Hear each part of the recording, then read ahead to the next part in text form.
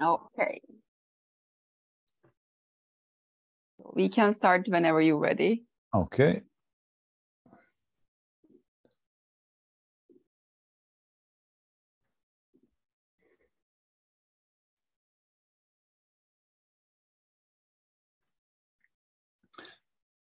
Okay, so the reason I like kind of doing this kind of presentation and talking about this is because I get an awful lot of people coming to my gym and they tried other things before, and there's a general consensus or a general theme that fitness is about how hard you can push yourself. And even last night, I had a new member come in for a complimentary session. A couple of years ago, he went to a place, it was far too intense for him, and he ruptured his Achilles tendon because he was, overweight, jumping around, things like that. So I have a bit of a kind of a pet peeve. I don't know if that translates to Turkish. Yeah, I don't know that. About that. It's almost like there's only one way to do cardio, and that's as hard as possible. Şöyle, hoş geldiniz arkadaşlar. Direkt başladık.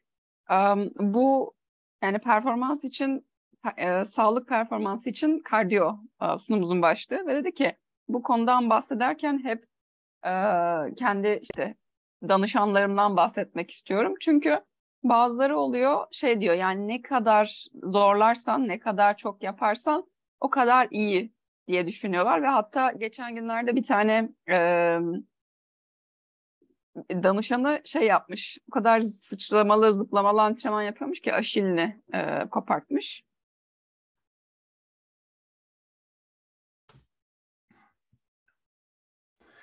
Yeah, so it seems like that it was almost we've forgotten about true aerobic cardiovascular exercise, and a lot of places are just, when it comes to fitness, it's kind of like combining everything together.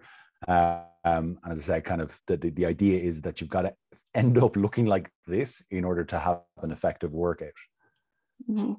Yani özetle hani sanki tükenene kadar yapmadığımızda veya bu şekilde resimdeki gibi olmadığımızda antrenmanımız etkili olmuyor diye düşünüyoruz.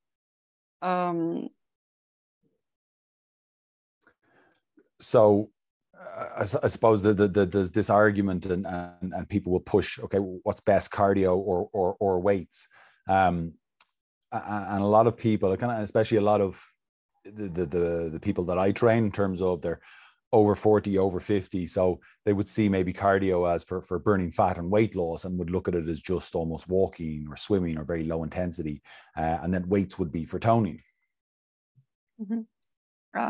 Ve bazıları için de yani kardiyo mu, ağırlıklar mı, hangisi daha iyi diye baktığımızda hani bazıları özellikle 40-50 yaşından büyük olan danışanlarım kardiyoyu sadece yağ yakımı olarak görüyorlar. Hani ağırlıkları da daha tonus kazanmak için olan antrenmanlar olarak görüyorlar. Or that cardio is just working your heart and lungs and weights is working your muscles. Veya kardiyo egzersizi kalbini ve akciğerlerini çalıştırırken ağırlık egzersizi de kaslarını çalıştırıyor gibi. Or that when it comes to sports, that cardio is for the fitness side of things and then weights is for the strength side of things. Veya spora geldiğimizde kardiyo fitness için gerekliyken ağırlık da güç için gerekli, kuvvet için gerekli diye düşünüyoruz. But they're two necessary, essential qualities to have. And when we talk about cardio, what I kind of like to use as a better description is work capacity. So when we use strength training, we're training to get stronger. When we're doing cardio, we're trying to improve our work capacity. Ama burada iki tane gerekli özelliğimiz var. Bunlardan bahsederken kardiyo antrenmanını work, yani çalışma kapasitesi, iş kapasitesi olarak tanımlayacağım. Yani kuvvet için yani ağırlık antrenmanları yapıyoruz ama kardiyo antrenmanları ise iş kapasitemizi geliştiriyorlar. So work capacity can be broken down into like our ability to do effective work. Now, effective work is different depending on who the person is. So if it's an athlete, it's to do their sport. But if it's general population, it could be to work out 3 times a week, to be able to have the energy to play with children, to get through their workday, etc. Şimdi bu iş kapasitesi kime göre tanımladığınıza göre değişir. Mesela bir sporcuysa işte sporunu yapabilme, sürdürebilme olarak değişirken işte sedanter bir insan veya normal bir insanda işte günlük hayatını sürdürebilme veya işte 3 gün spor yapabilme veya işte çocuklarıyla ilgilenebilme veya bir iş gününü bitirebilme olabiliyor. And it's about recovery, your capacity or your ability to recovery, which is largely again dictated by your nutrient/oxygen delivery to your muscles. So how good is that system? Ve toparlanmanızla ilgili tabii ki de bu. Ve işte bu besin sağlayan ve oksijen sağlayan sistemin ne kadar iyi olduğuyla ve ne kadar verimli çalıştığıyla ilgili. And essentially, good work capacity limits global fatigue. So, people getting sloppy with their technique, getting a loss in concentration, which can all lead to a higher risk of injury. Ve özetle bu iş kapasitesi de genel yorgunluğun sınırlanmasıyla ilgili. Çünkü biliyoruz ki insanlar yorulduğunda işte teknikleri daha kötü oluyor veya konsantrasyonlarını kaybediyorlar veya daha çok yaralanmalara açık hale geliyorlar. And then when we're looking at strength and improving our strength, what we've got to look at as well is that each rep we do is an expression of strength. So in terms of, let's say, if someone's running, every stride they take is an expression of strength. If someone's playing tennis, every time they hit the ball, it's an expression of their strength. Similar with a golf swing or walking, using stairs.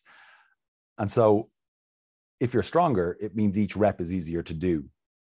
And that means less energy is used to do that rep, which means there's less fatigue placed on the body, which will increase performance. Yani kuvvet ise yani her tekrar aslında kuvvetinizin bir dışa vurumu. Mesela işte teniste veya işte golfte işte topa vurmak bir her kuvvetinizin bir ifadesi. Yürümek her adım veya merdiven çıkmak her adımınız kuvvetinizin bir ifadesi. Burada ne kadar kuvvetliyseniz bu işi yapması o kadar kolay oluyor ve daha az enerji harcıyorsunuz. Daha az yoruluyorsunuz ve dolayısıyla performansınız artıyor.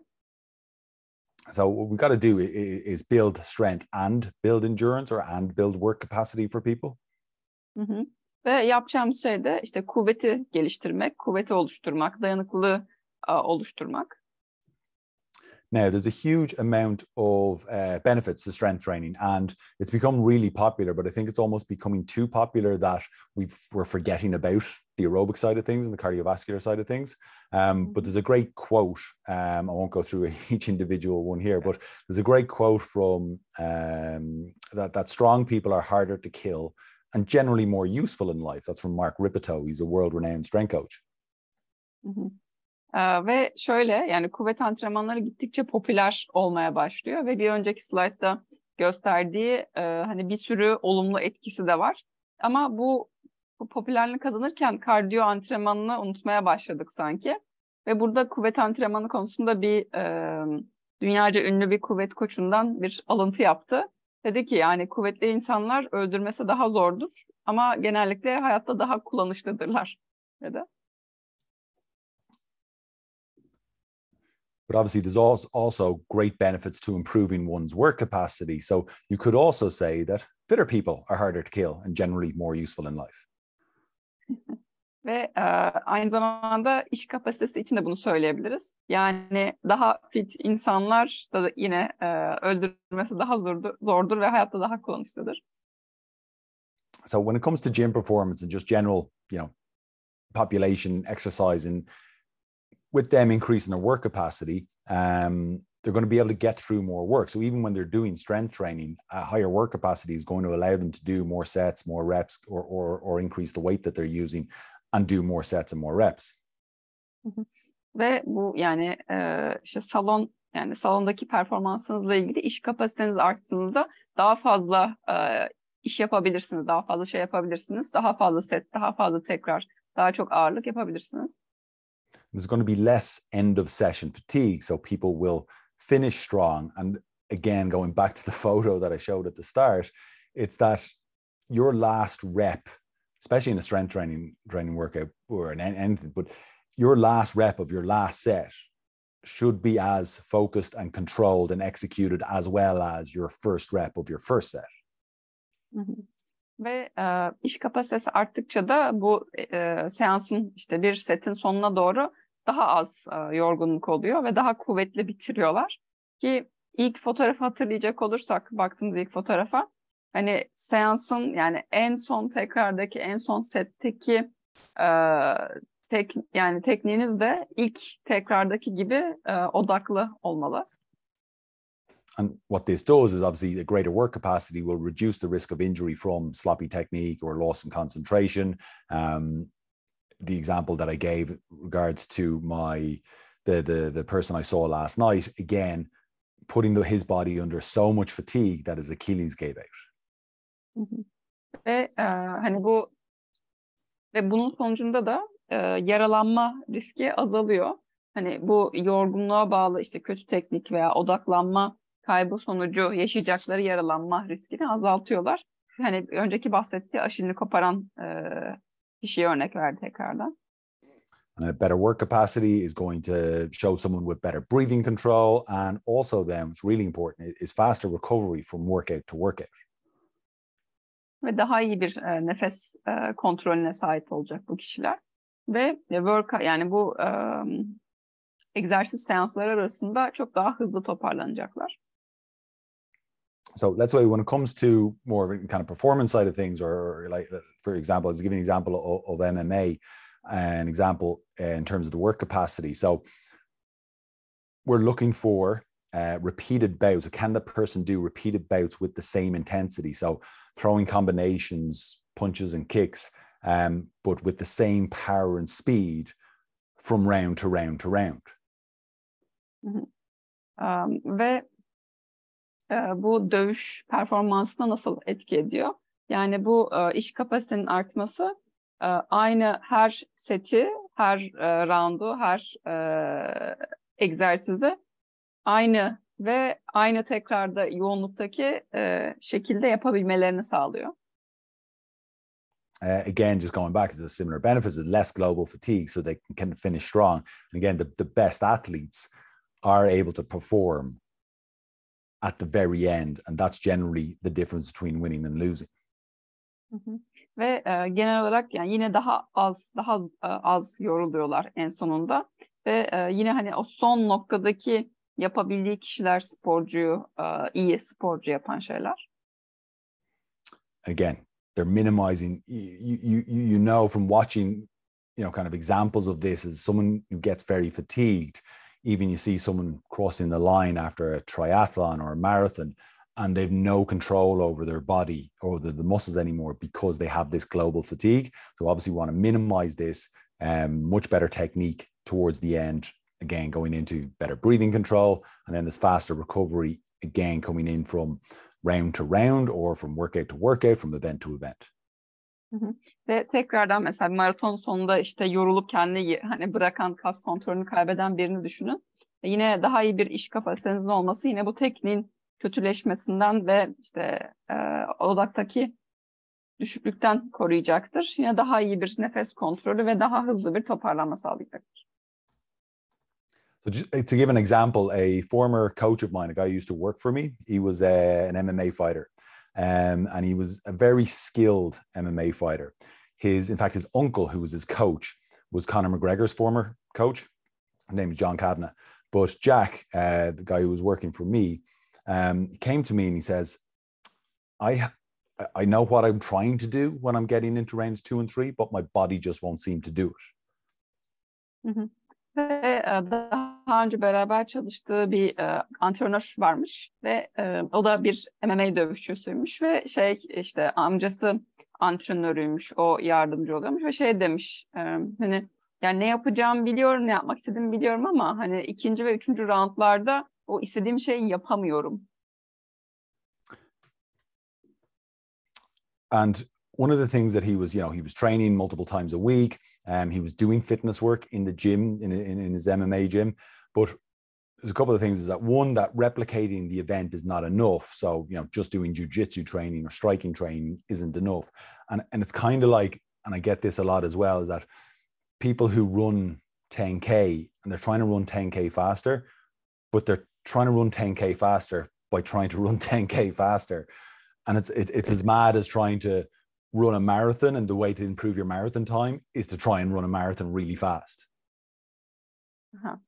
Yani burada olayı tekrarlamak, yani bu Jack'in olayında dövüşü tekrarlamak yeterli değildi. Yani 10.000 kere tekrarlasan da yeterli değil. Bu şey gibi, mesela işte koşarak koşma zamanını iyileştirmeye çalışan biri gibi veya işte maraton koşarak maraton zamanını iyileştirmeye çalışan biri gibi oluyor. So the fitness work he was doing was something like 40 seconds of work, max effort, followed by 20 seconds rest. The problem with that is that's not the demands of the sport. That doesn't replicate what he's actually doing when he's in the ring. Yaptığı şey antrenmanda şuydu: 40 saniye çalışıyor, 20 saniye dinleniyor, ama bu işte ringte, yani sahaya çıkınca yaptığı şey bu değildi. And a big thing that just because someone feels tired does not mean they're getting better. Yani bir kişi yorulmuşsa bu onun daha iyiye gittiğine işaret etmiyor. So what we've got to do is mimic the requirements of the activity, so of the event, of the sport. So when it comes to something like MMA, every time he throws a combo, it's a maximum of 5 seconds. And then it's a lot of it is kind of moving around the ring, footwork, even some kind of like shadow boxing, just keeping the person at range. So that's in terms of the training side of things, that's the side what we've got to replicate. Yani burada işte MMA dövüşü olarak baktığımızda bu dövüşün gerekliliklerini tekrarlamamız, benzetmemiz gerekiyor. Mesela ne yapıyor? İşte 5 saniye maksimum efor gösteriyor ve hani bir yumruk atıyor diyelim. Ondan sonra işte ayak oyunu yapıyor veya işte kişiyi dışarı doğru ittirmeye çalışıyor. Belki bir işte gölge boksu gibi. And essentially the goal I set for him was to become better at recovering, to be able to do these max effort combinations, grappling, whatever it is, but be able to recover in between those efforts. Ya, özetle ona önerdiğim şey bu toparlanmasını iyileştirmesiydi. Yani işte bu kavrama yaptı diyelim veya ondan sonra arada bu eforlar arasındaki toparlanmasını ilerletmesini istedim ondan.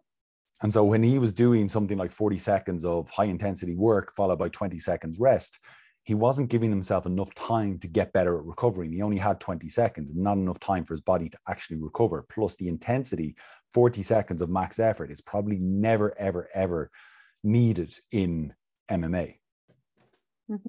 Yani şöyle 40 saniye yoğun egzersiz sonrası 20 saniye dinlenme vücudu için gerekli değildi ve yeterli dinlenemiyordu. Ve 40 saniye hani yüksek eforda MMA için o kadar gerekli bir şey değil. So his training, what did that look like? 5-second maximal effort. What we did, we used the air bike because it's a full body movement. While it doesn't mimic the actual sport, it's pushing and pulling, moving the arms and legs. And then 60 seconds of active rest. So initially what we did, we started off with just the bike, getting the heart rate down, just pedaling slower on the bike. And then as he was getting fitter at that, we got him to mimic the sport. So we got off the bike and would move around the room and shadow box, you know, as if he was fighting somebody.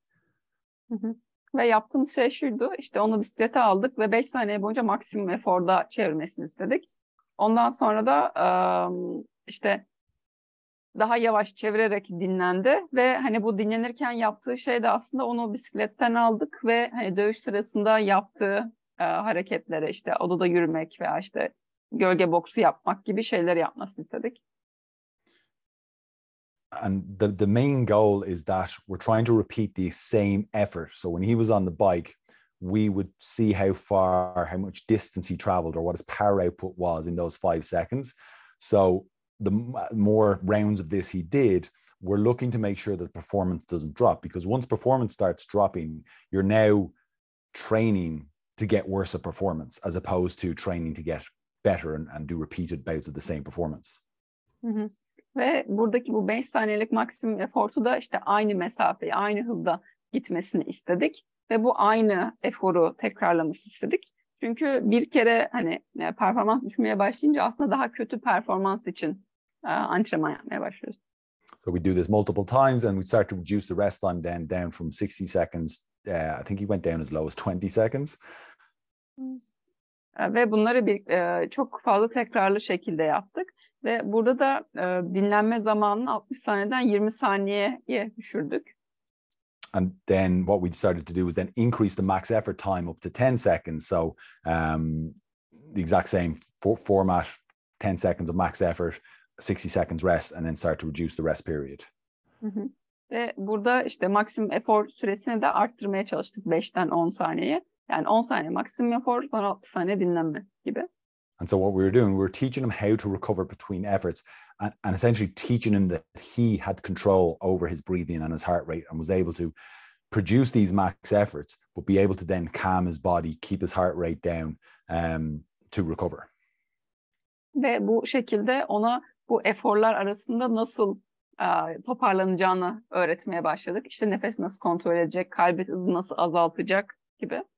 And so we did this for 8 weeks leading up to a fight. And then after the fight, which went 3 rounds, and someone came up to him afterwards and said, "My God, you've gotten so much better. What have you been doing?" And he answered, "I didn't get better, I got fitter." Ve işte ondan sonra bunu 8 hafta uygulamışlar ve sonrasında bir yarışma, dövüş varmış. Ve dövüşten sonra birisi gelmiş, işte aman tanrım çok iyi çok iyi olmuşsun, çok daha iyi olmuşsun, işte ne oldu sana? İşte demiş ki hani daha iyi olmadım, daha fit hale geldim. So his skill didn't get any better. He was just able to produce the same high level of skill, the same high level of performance multiple times throughout the fight. Yani burada becerisi daha iyi hale gelmedi. Bu beceriyi işte dövüş boyunca çoklu şekilde yüksek eforlar halinde yapabilmeye başladı. So the problems I see, especially with members that come to me and stories that I hear or kind of stuff I see in gyms being done, is that high intensity interval training is overdone and there's too much focus on the intensity of the effort and not enough on recovery. Ya burada benim mesela spor salonlarında gördüğüm problemlerden bir tanesi şu. Bu yüksek yoğunluklu interval antrenmanların çok fazla aşırı yapılması ve buradan toparlanmaya yeteri kadar önem verilmemesi. It's almost seen that resting is bad, and I can understand that when people go to an exercise class or something like that, is and a coach tells them, okay, now we're going to rest for 60 seconds. They're kind of no, I'm here to work. Ve hani bu dinlenmenin kötü olarak görülüyor olması. Yani spor salonuna gittiniz, bir hareket yaptınız. Antrenör size tamam şimdi 60 saniye dinleniyoruz dedi. Hani hayır dinlenmeye gelmedik, devam edelim, çalışalım diyebilirsiniz. Or that we've kind of almost replaced cardio with lifting weights fast. And while we can utilize some of that, a lot of the increase in heart rate that can happen from lifting weights is from an increase in blood pressure, not necessarily from an increase in cardiovascular demand. Ve hani bu işte yani kardiyo antrenmanlarını ağırlıkları hızlı kaldırarak yaptığımızı görüyoruz. Hani bu da hani başka bir problemlerden bir tanesi. Bu çünkü kan basıncını arttırarak kalp hızını artırıyor. Bu vücuttan gelen bu isteği arttırmadan arttırmış oluyor. Kan isteğini arttırmadan. And so it's kind of like that people are trying to work out and it's like it's annihilation. They're trying to do as much as they can and almost beat themselves up as hard as possible.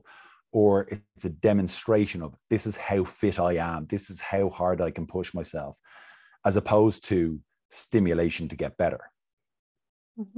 Ve kişiler bu yaptıkları egzersizler işte kendilerini tüketircesine veya kendilerini yok edercesine yapıyorlar ve hani işte ne kadar iyi yapabildiklerinin bir göstergesi şeklinde oluyor ve hani bunu antrenman için bir stimülasyon olarak algılamak yerine bu şekilde algılıyorlar. What's really important to realize is that higher intensities are much harder to recover from. And again, it's not just to recover within the exercise workout or an hour after the exercise. It's globally, the stress on your system is so high.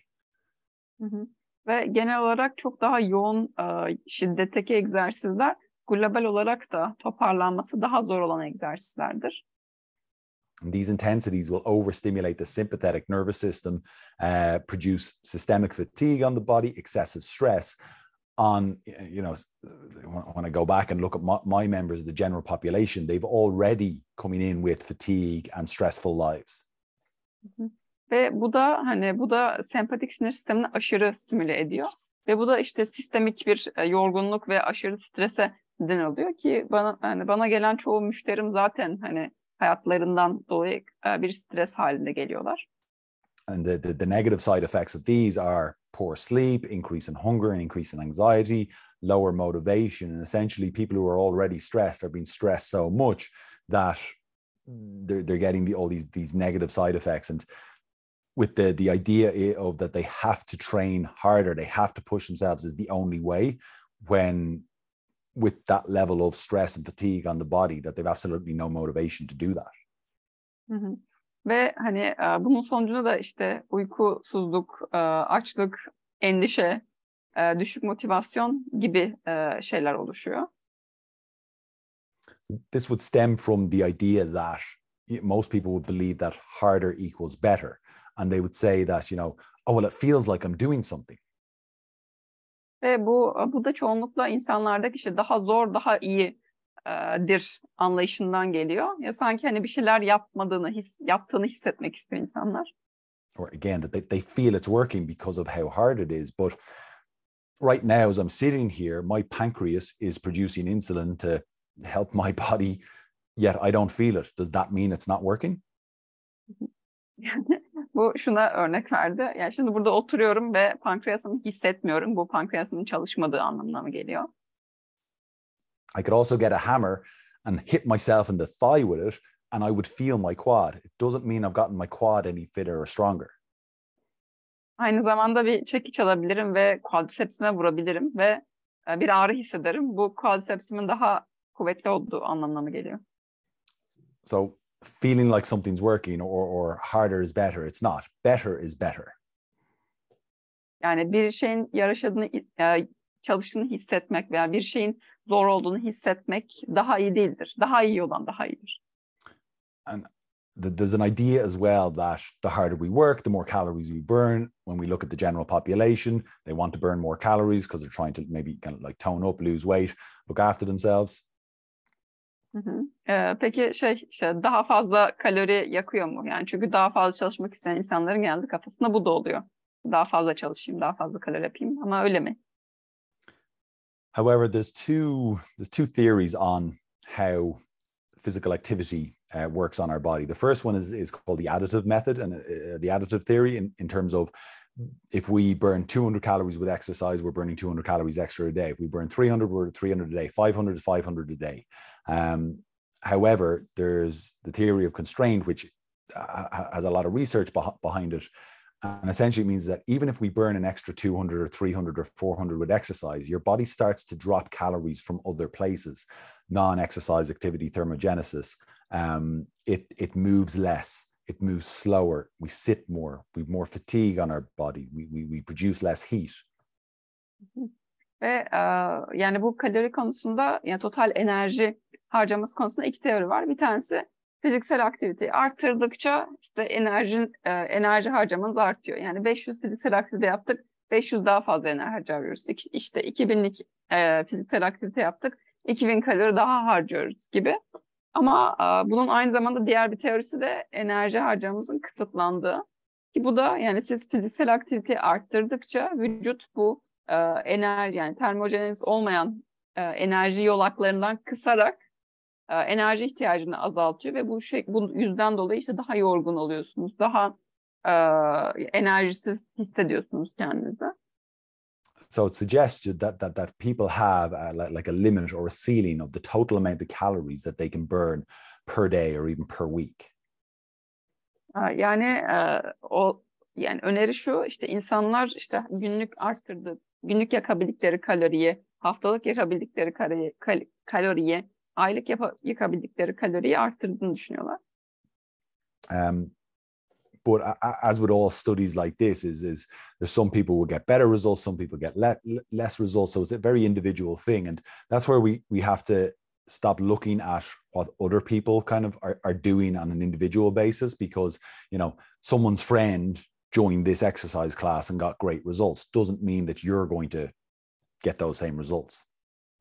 Ama bu çalışmalara baktığımızda her zaman hani birileri daha iyi sonuç alıyor, birileri çok sonuç almıyor, birileri de daha kötü sonuç alıyor. Yani bu şu demek, hani eğer birisi bir egzersiz sınıfına katılıp iyi sonuç aldıysa hani sen de aynı sonucu alacak mısın? Hani bunu bilemeyebiliyoruz.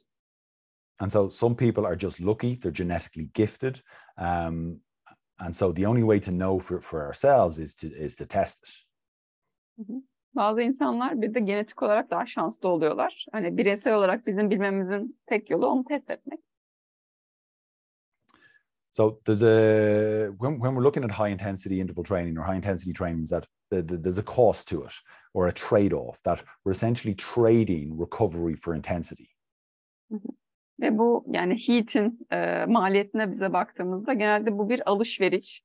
Genellikle yoğunluk için toparlanmayı feda ediyoruz. And sorry, John, can you delete the green line? I can't. I don't know where it came from. Yeah, I didn't put it there. I can't click it or anything. Yeah, I did. I cool. cleaned it. Thank you. And when we trade off, when we go for the more intense side of things, is again, for especially general population, that they don't have optimal recovery strategies to recover from these high intensities. Ve genel olarak bu egzersizin, yani HEAT'e baktığımızda genel popülasyonun, genel insanların bu yoğunluktan toparlanmak için yeterli stratejilerinin olmadığını görüyoruz.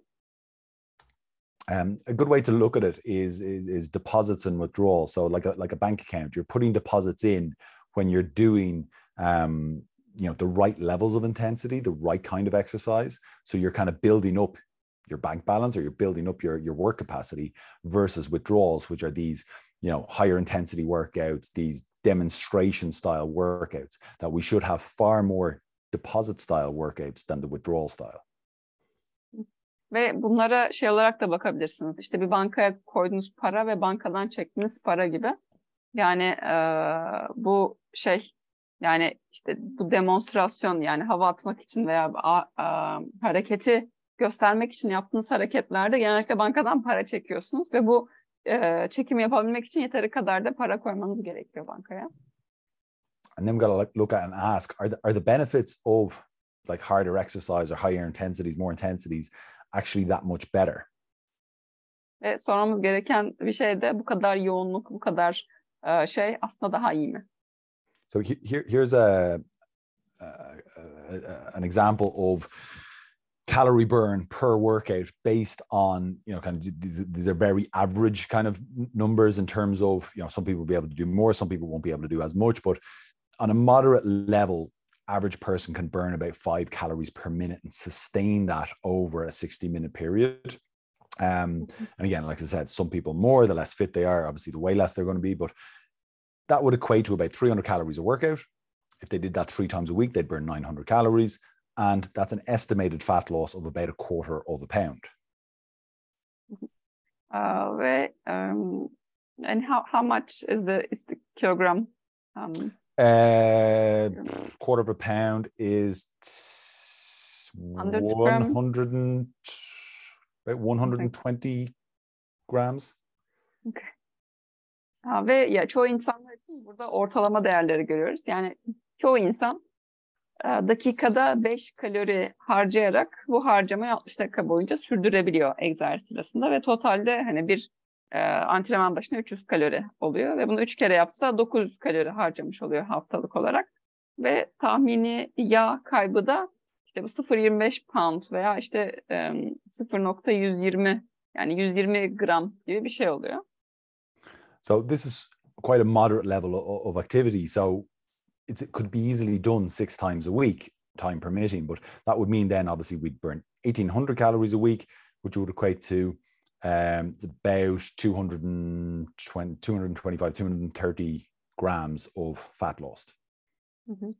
Ve hani tabii bu hani kolay, orta derecede yapılabilen bir egzersiz ve bunu haftada 6 kere de çıkartabilir ve onun sonucunda işte 1800 kalori yakıyor ve bu da yaklaşık işte 250-300 gram kayıp demek. Now, when we're looking at higher intensity workouts, yes, we can burn more calories per minute in a minute, but to sustain that over 60 minutes, the maximum is about 10 calories per minute. So that would equate to 600 calories in a 60-minute workout, or 1,800 calories, or that half a pound again, 230 grams estimated fat loss. Ve yine hani daha zor bir antrenman yaptığımızda da bu kalori harcamayı 10 kaloriye çıkartabiliyoruz. Dakikada 10 kaloriye ve bu da 60 dakika çalışsak 600 kalori ve hani 1800 kalori yapıyor haftada. The problem with that is that each workout that person does is going to leave them on the floor, feeling nauseous, dizzy. It's the highest intensity that a person could sustain.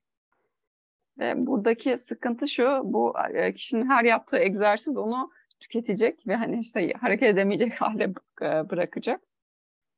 And then if we think of the idea of, okay, more being better, if we did that 6 times a week, then again, on paper, it would look like, oh, I can now lose a pound a week, 454 grams a week, burn way more calories. But nobody can sustain that level of intensity 6 times a week, even in 1 week, let alone multiple weeks. Yani ki hani şimdi evet daha çok kalori kaybettik, daha çok kilo verdik ama hani bu çok tüketici bir şey ve bunu hani bırakın haftada bir hafta 6 gün bunu haftalar boyunca sürdürmeyi, bir hafta boyunca 6 gün yapmak bile çok mümkün olmayacak. And so what I see is that people almost go in cycles of, they do intense work for a short period of time, then get burnt out and fatigue and stop, but they blame themselves for not being disciplined or motivated enough. Yani burada gördüğüm şey şu oluyor. İnsanlar çok yoğun antrenmanlar yapıyor ve ondan sonra tükeniyorlar ve duruyorlar ve ondan sonra kendilerini durdukları için suçluyorlar. When the problem, it's not their fault, it's not them. The problem is the workouts, the exercise is too intense. Yani problem onlar değil, problem egzersizlerin çok yoğun olması. So to structure cardio sessions, how can we do it at SF Fitness? And again, just for the general population, we use a heart rate monitor. The chest straps are ideal. You can get some ideas of wrist monitors, but if you're doing lots of movement, that's not going to read quite well. So a chest strap is the best way. You can also use nasal breathing. So essentially you're only breathing through your nose. So if you have to breathe through your mouth, you're probably going higher than the required intensity.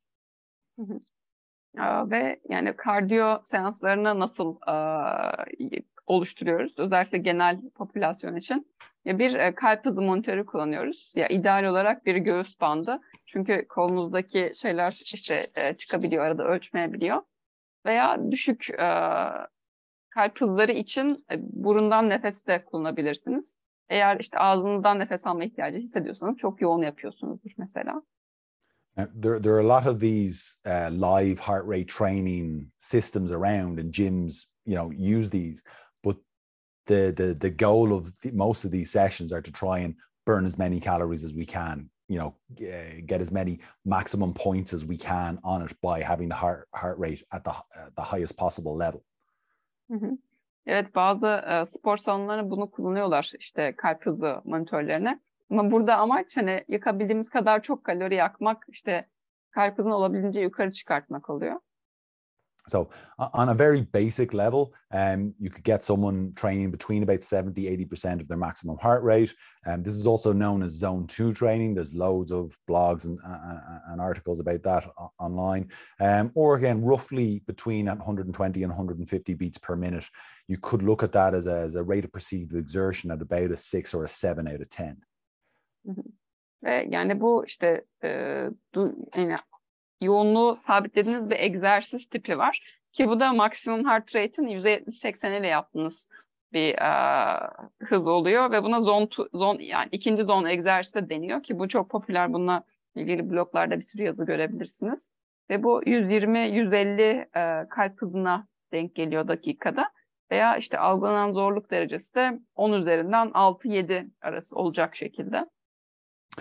One thing I will say is that if you've heard of the max heart rate formula, which is 220 beats per minute minus your age, that is based on very loose research. And what I see over and over and over again is very few people actually fall in line with that. So don't use that as a guide for your max heart rate. Yani burada hani gördüğüm bir şey, bu maksimum kalp hızı için bir tane formül var. 220 eksi yaş. Bunu kullanıyorlar çoğu kişiler ama bunun işte çalışma temeli çok sağlam değil. O yüzden maksimum kalp hızınızı belirlemek için bunu kullanmayın. So what you could, it depends on your fitness level, but you could do a fitness test to see where your max heart rate actually is, or just train in around that 120 to 150 beats per minute. Find that RPE of about a 6 or a 7. It might be at 140, it might be at 130, but you find the level for you. Bunu bu işte maksimum kalp hızınızı belirlemek için bir fitness testi ne gidebilirsiniz. Veya hani 120-150 arasında çalışın mesela ve 6-7 yorgunluk derecenizi bulmaya çalışın. Bu işte 130 da olabilir, 140 da olabilir. Now, I say you could do this and stay there, between 70 and 80%, zone 2 for 15 to 20 minutes. That's very boring, especially for general population, people coming in to join a gym, or even in a class. You're not going to do an exercise class. They're kind of, okay, everyone just sit on the bike, go at a nice steady pace for 20 minutes and I'll come back and see you in 20 minutes. Yani bunu hani 15-20 dakika sürdürebilirsiniz ama bunu sürdürmek çok eğlenceli olmayabiliyor. Özellikle mesela fitness dersindesiniz. Gücü olabilir. Ultimately, the goal that would be to try and maintain the same pace over the period of time. We're trying to minimize fatigue or performance drop off. Yani burada aynı hızı sağlamanın amacı yorgunluğu azaltmak ve performans düşüşünü azaltmak. Some better ways of training within those zones is low intensity interval training. And again, this isn't really low intensity. It's kind of almost more moderate especially for beginners, they'd find starting off. So it's enough for them to get that feel like that they're working out. So you do, again, we're looking at the same zones. Diğer yapabileceğiniz bir şey ise düşük yoğunluklu interval antrenman. Bunu işte yeni başlayanlar biraz orta zorlukta da bulabiliyorlar. So we'd do 1 minute of work and we'd start to raise our heart rate up to about 80% and stay there. Try not to go above 80% over the course of that 1 minute. Ve işte bir dakika boyunca bu kalp hızını %80'e çıkartıyorsunuz ve orada kalmaya çalışıyorsunuz. That for people who have done, those high intensity workouts before, they actually find this very difficult because they don't have the control of their energy. They just know how to go all out or stop. Ve hani özellikle bu çok yoğun çalışan kişiler için bunu bulmak zor olabiliyor. Çünkü alıştıkları şey ya komple full yüklenmek ya da durmak. And even with even moderate distance runners, 10K runners, things like that, they're so used to running at race pace the whole time that you try and slow them down and actually control their heart rates, they find it very difficult. Ve hani orta düzey koşucular bile bunu zor bulabiliyor. Çünkü genellikle full hızda koşmaya alışkınlar. Ve hani bunu azaltıp sabitlemek zor gelebiliyor. And so then what we do is we get up, once we finish that minute of work, we do a minute of rest and we try and bring the heart rate down to 70% and either try and get to 70%, which can be a struggle to some people, or once you're at 70% to stay there. So we're not stopping. It's active rest, it's active recovery, but it's at a pace that we're trying to keep at that 70% or above. Ve bu bir dakika işten sonra bir dakika dinlenme yapıyoruz. Bu bir dinlenmede %70'e indiriyoruz ve orada kalıyoruz. Yani bir durma değil, burada aktif bir dinlenme söz konusu. And we could do this anywhere from 10 to 20 times, but the idea is what I'm trying to teach my members is how to control their breathing, how to control their energy, especially on the recovery phases, so that they can do more of these bouts without their heart rate staying up too high towards that 80% or even then pushing up beyond the 80%. Hı hı. Ve bunu 10-20 kere yapabiliriz ki burada müşterilerime, yani danışanlarıma söylediğim şey de şu. Yani olay hani %80'i geçmemesi, yani %80'de tutabilmek, %70'e indirebilmek, o kontrolü sağlayacak, işte nefesi ayarlayabilmek mesela. And so the goal to work towards here is you're trying to perform the same work effort at that 80% from interval to interval. So, if you're using like a concept 2 rower or a ski erg or something, that it would be that, let's say, a 500 meter split time, that average pace that's coming up on it, you're trying to keep that fairly the same interval to interval to interval. And of course, what happens at the start is someone might be able to, let's say, 2 minutes 30 per 500 meters. But very soon they're now at, in order to keep the heart rate under 80%, they're now at 3 minutes per 500 meters. Hı hı. Ve hani koşucular için de şunu yapıyorum. Mesela işte 500 metreyi 2.30'da koşan biri için hani diyorum ki aynı eforu işte bu 500 metrede %80 aynı eforu uygula diyorum ve bunu yaptıklarını, yani kalp hızına dikkat ettiklerinde mesela ne oluyor? 500 metre işte 3 dakikada koşuyorlar gibi olabiliyor. And the benefits of exercise and kind of workouts like this is that it improves the entire capillary system in the body. So it teaches your body how to pump more nutrients, more oxygen to the muscles. It also increases the size of the left ventricle of the heart, which is essentially your pump. This increases, right? You said. Yes. Okay. Ve bu işte bu antrenmanı yaptıkça hem vücudunuz işte nasıl besin yollayacağını, nasıl oksijen yollayacağını geliştiriyor o küçük kapiler sistemlerde. Ve bu aslında işte sol ventrikülünüzün hacmini arttırıyor.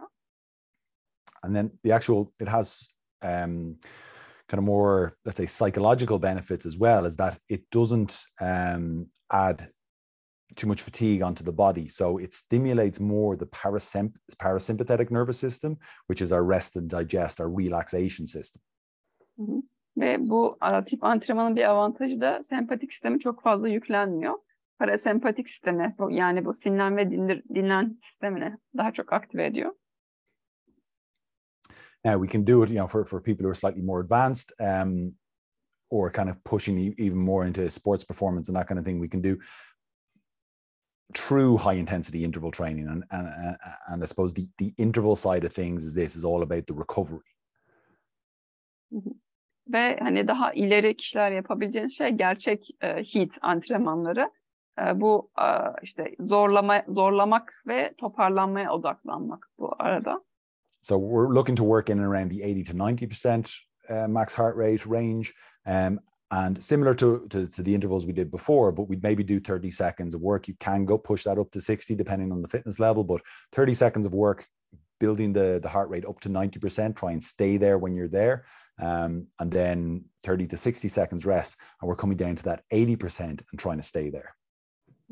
Ve işte 30 saniye iş yaptınız ve bu işte 30 saniye işi %90'la denediniz. Burada enerjiyi kontrol etmek amaçla ve sonrasında 30 veya 60 saniyede dinlenme yapıyorsunuz ve işte kalp hızını %80'e indiriyorsunuz ve orada kalıyorsunuz.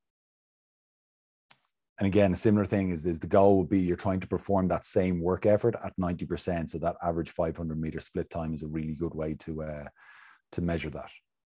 Hı hı. Ve yine amacınız aynı iş eforunu harcamak ve bu yüzden de işte ortalama 500 metre zamanlarla bölmek iyi oluyor. So when we're looking at improving performance, I already gave that, let's say, the short burst one, which essentially trains the alactic energy system.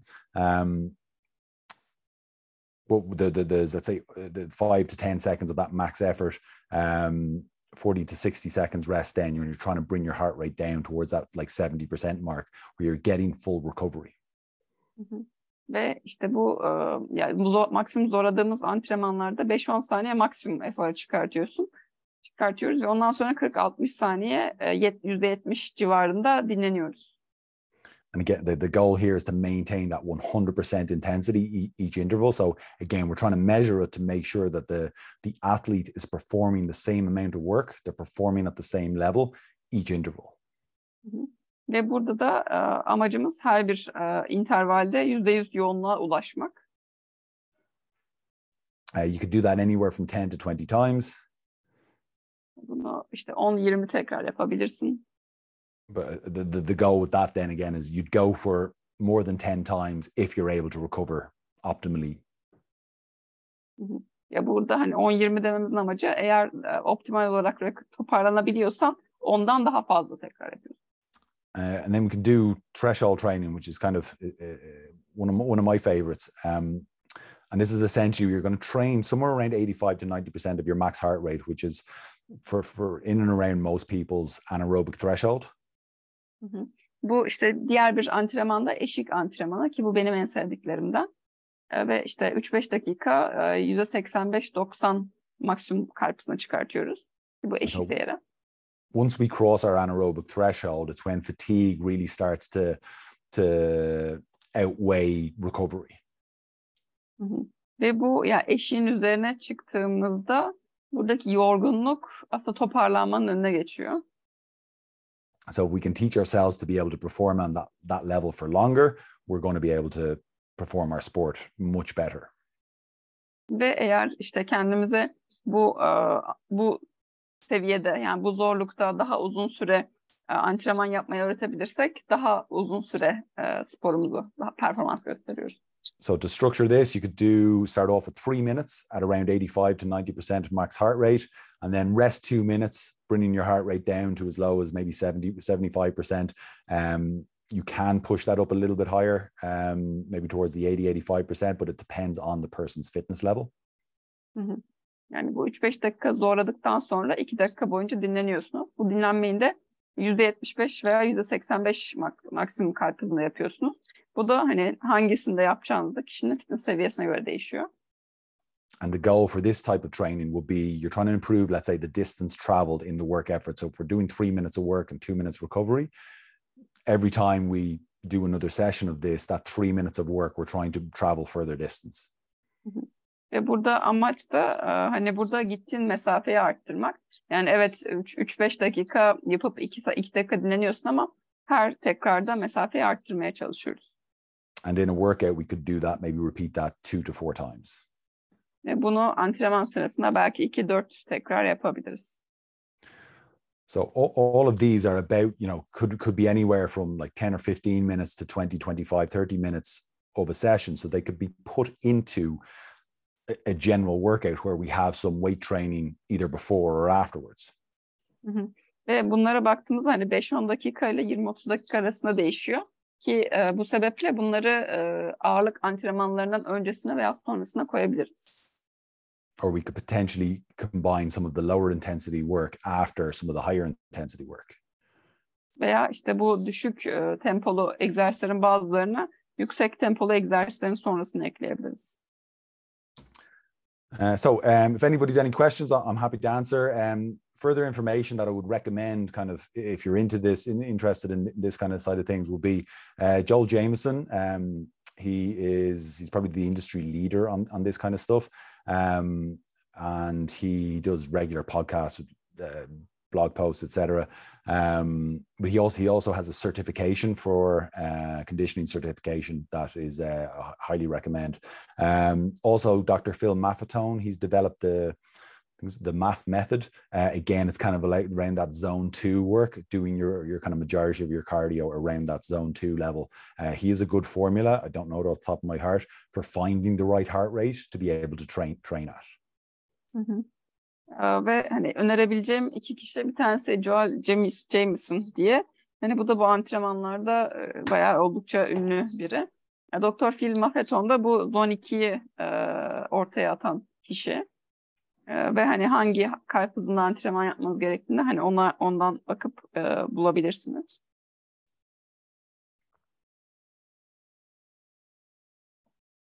That's me done. Ve bu noktada hani sorularınız varsa sorabilirsiniz. Buradan mesaj olarak da atabilirsiniz. Direkt sorabilirsiniz de. Türkçe sorabilirsiniz. Çevrede yardımcı olabilirim.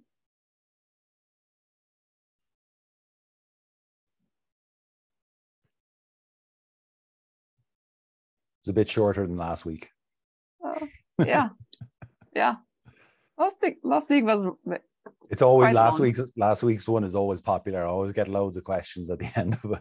Yeah, true.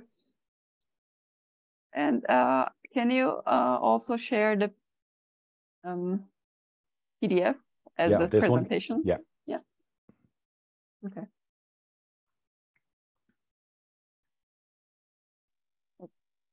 Hocam bir soru sorabilir miyim? Buyurun.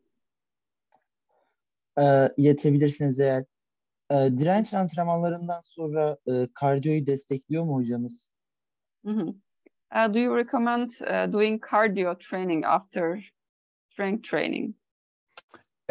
So it depends on the person who's doing it. So again, for the members that I would train, most of them wouldn't be training for a sport. So it doesn't really matter. It's what they prefer. So if they prefer to do the cardio first, because most of my members prefer the strength training and I have to push them into the cardio side of things.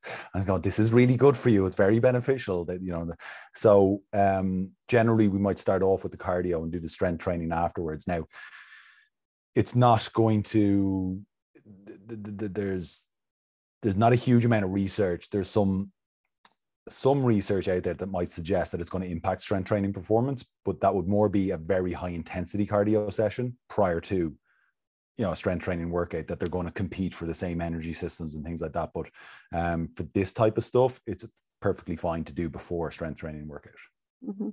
Yani şöyle, kimle çalıştığınıza göre değişir dedi. Çünkü ya genelde çalıştığım kişiler hani sporcu değil, genel sağlık için gelen insanlar oluyor. O yüzden onların hani tercihine göre yapıyorum. Ki hatta genellikle hani çalıştığım kişiler sadece kuvvet çalışmak istiyor. Yani o yüzden onlara işte bu kardiyo yapmalısın, bu senin için iyi falan deyip hani genellikle önce kardiyo sonra kuvvet çalıştırıyorum. Ama bu performans için olan kısımda da şeye göre değişiyor. Genellikle bu kardiyo dedikleri yani çok daha yüksek tempo ile yapılan kardiyodan bahsediyorlar. Hani bazı çalışmalarda ki bu da yani hem kardiyo antrenmanı hem de kuvvet antrenmanı yüksek tempoda yaptığında aynı enerji sistemlerini kullanarak çalışıyorlar ve hani bu sebepten sakıncalı olabilir belki. There is a principle in fitness that what gets trained first adapts the most or improves the most. But that goes kind of for everything. So again, depending on if somebody wants to improve their work capacity and their cardio, if you do that first, you'll get the most benefits out of that. It still doesn't mean you won't get benefits from strength training, but also even in a strength training workout, if you trained squats first before a bench press, you're going to get more benefits from the squat over than the bench press, but it doesn't mean the bench press is completely useless either. Ve yani kuvvet dünyasında, yani antrenman dünyasında şöyle bir şey var. İlk önce çalıştığın şey daha çok, ilk önce çalıştığın şeyden daha fazla kazanç alırsın. Ki hani yani o yüzden ilk yaptığın antrenman, yani en çok kazanç görmek istediğin şeyi öne planlamak mantıklı olabilir. Aynı zamanda mesela önce squat yaptın, sonra bench press yaptın. Hani squat'tan daha çok fayda alıyorsun ama bu hani bench press'ten hiç fayda almıyorsun demek değil. And how should we breathe while doing cardio training? How should we breathe? Yeah, how should we breathe? So at the lower intensities, if we can keep our mouth closed and breathe through the nose, it's shown to increase nitric oxide production in the body, which will expand our capillaries. So it essentially allows blood flow to go easier through the body. So if we can breathe for as long as we can, so obviously at the start it's much easier. The more fatigue you put on the body, the harder it is to get that breath in. But the focus of the breathing should be on the recovery, should be during the recovery stages, when we're slowing down the pace and we're trying to slow down our breathing rate. So most people don't realize they can control their heart rate much more than they believe they can. They just think, oh, I'm out of breath, and they're panting, just waiting for it to come down. Whereas we can actually, just be mindful, breathe, focus on the breath, slow it down. We can calm our heart rate down ourselves and keep that lower. Mm-hmm. So like as much as, so breathe through nose as much as you can. As much as you can, yeah, especially at the lower intensities. Hı-hı. Yani şöyle özellikle düşük yoğunluklarda ve hani yapabiliyorsanız daha üst yoğunluklarda da Hani nefes alırken burundan almalısınız. Burundan nefes alıp burundan vermelisiniz ki bu bunun nitrik oksit salgılamasını arttırdığı ve bunu da kapillerleri genişlettiği gösterilmiş. Yani çoğu kişi özellikle bu toparlanma fazında nefesini kullanarak kalp hızını ne kadar azaltabileceğinin farkında değil. Halbuki çok büyük etkisi var. Yani özellikle toparlanma ve düşük yoğunluktaki egzersizlerden burundan alıp burundan nefes vermeli. And I often hear from people that they'll come and say, you know, they enjoy running or something, but they find it really hard to breathe when they're running. And when I actually look at what they're doing, their heart rate's just way too high. They're running too fast, and so they're literally are just pushing themselves too hard. And it's not really a problem with their breathing; it's a problem with their intensity. Ve hani işte koşmayı seven ama koşu sırasında nefes almakta çok zorlandığını söyleyen insanlar var. Hani bundan bahsederken aslında yani nefes almakla bir problemleri yok bunların. Bu insanların işte kalp hızına baktığımda kalp hızlarını çok yüksek görüyorum. Aslında kendilerine yani yoğunlukla ilgili bir sıkıntıları var. Nefes almakla ilgili bir problemleri yok. And the type of recommendation about the breathing is also the same between athletes and sedentary people, general population. Yeah. Evet, yani kardiyorespiratör antrenman planlaması yaparken nefes nasıl almalıyız diye sorulmuştu. Buna burundan almalıyız diye cevap verdik ve bunun sporcu ve sedenterler arasında farklılık oluyor mu diye sorulmuş. Buna da olmuyor, aynı şekilde nefes alınacak.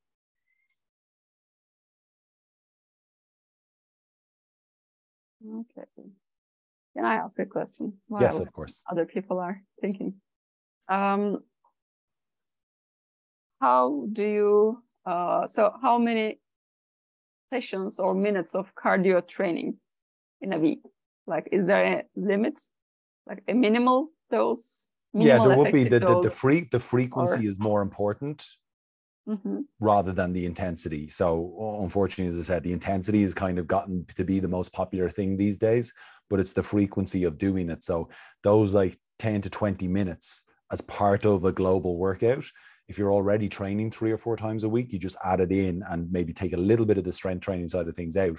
But if you can get that 3-4 times a week and you kind of start to push it up into that maybe 80 to 100 minutes a week kind of thing, yeah, that's your kind of, you know, a good level. But you can also, as well, it doesn't necessarily have to be in the gym. So most of my members will train 3 times a week. So rather than saying, oh, you need to come again and, you know, travel to the gyms, they're doing some low intensity work themselves, going for hill walks or going for walks, but at the right intensity. So walking kind of generally isn't enough because most people won't get their heart rate above 120 beats per minute. But they could put on a weighted rucksack or a weighted vest, or, you know, go for a cycle, you know, something that they can build that intensity up, or hill walking. Yani şöyle sordum ben de kendisine. Haftada kaç dakika veya kaç kere yapmayı hedeflememiz lazım. Dedi, kaç dakikadan çok sıklığını arttırmak önemli. Yani haftada 3-4 kez yapmak gerekiyor. Ki 3-4 kez yapınca totalde 80-100 dakika arası bir süreyi hedefliyoruz. Ve çoğu kişi hani haftada 3 kere mesela spor salonuna geliyor. Hani 4.'ye gelmelisin demiyorum da hani bunu olarak yapabiliyorlar. Mesela işte yokuş yürüyüşleri yapabiliyorlar. Veya işte ya çoğu kişinin sadece yürüyüş ile nabız hızını o düşük yoğunluk seviyesine çıkarması çok kolay olmuyor. O yüzden hani ağırlıkla bir ağırlık yeleği giyip yürüyüş yapabilirler. Bu diğer 4. kezi de o şekilde gerçekleştirebilirler.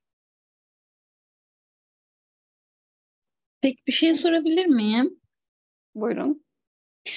Yani bu ağırlık antrenman, yani buradaki yapılan antrenmanda atıyorum bir hastanın ya da bir sporcunun 7 gün boyunca yaptığı antrenmanla 3 gün arasında, uyduruyorum mesela, laktik asit arasında bir fark var da biz işte 5 gün yapalım, 3 gün yapalım gibi bir şey var mı? Ya da hani bu kadar, ne kadar fazla yaparsa o kadar iyi mi olur? Böyle bir kriter var mı orada? kardiyo antrenman olarak mı soruyorsunuz? Evet.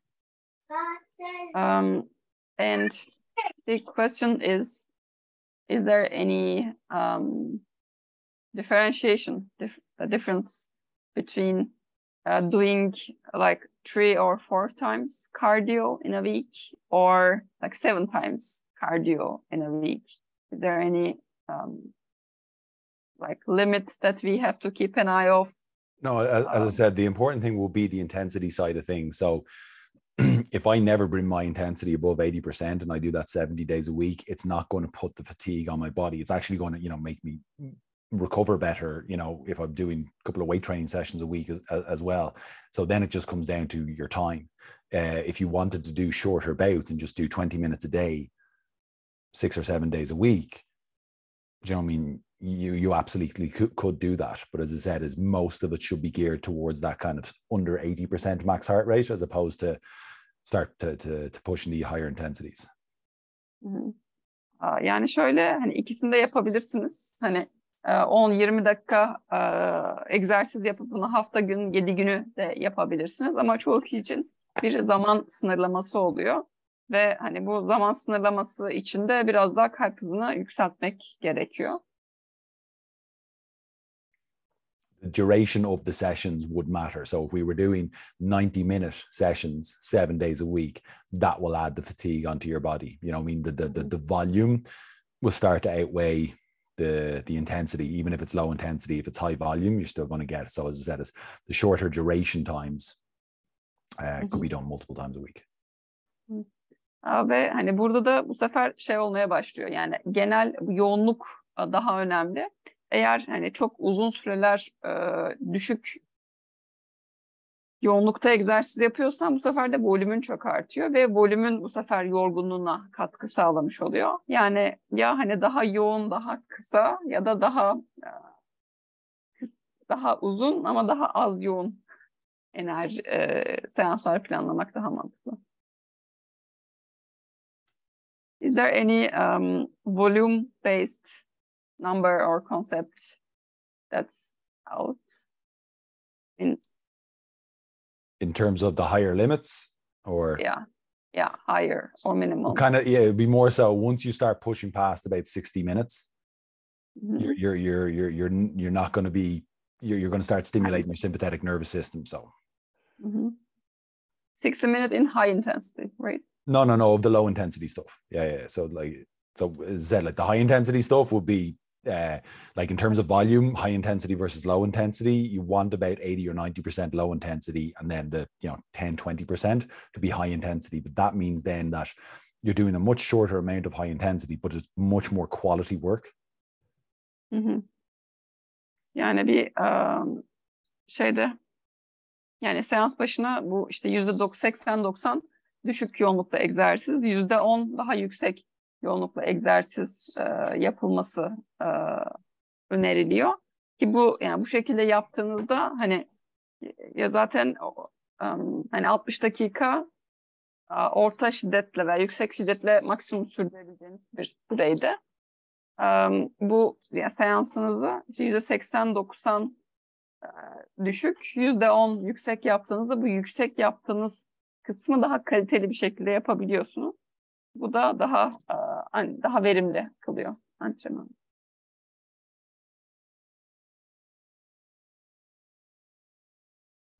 Teşekkür ederim, sağ olun. Rica ederim. Thank you. And I think this is all questions. Başka sorusu olan yoksa kapatıyorum.